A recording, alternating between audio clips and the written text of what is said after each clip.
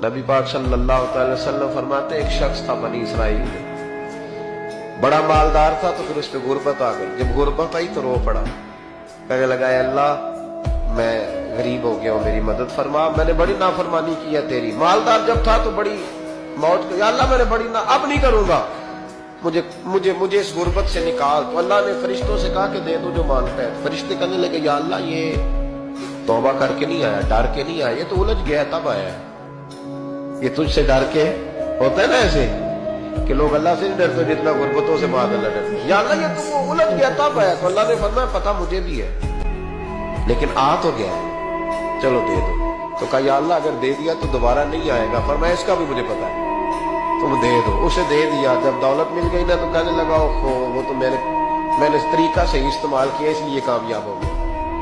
پھر کچھ وقت گزرا تو پھر الجھ گیا، پھر قرضے چڑھ گئے، پھر سارے اولاد کر کہنے لگا یا اللہ اب نہیں کرتا، اب معاف کر دے۔ 70 دفعہ توبہ کی اور 70 دفعہ توڑی۔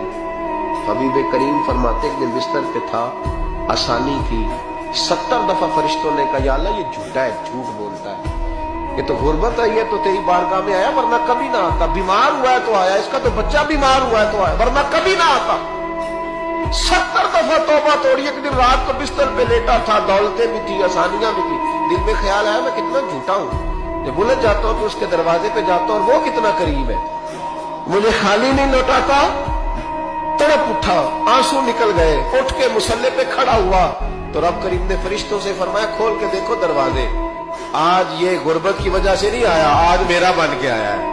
تو یا اللہ پہلے تو دولت دیتا تھا، آج کیا دے گا؟ تو محبوب فرماتے، اللہ فرماتے ہم نے اسے بغیر حساب کتاب جنت عطا کرو۔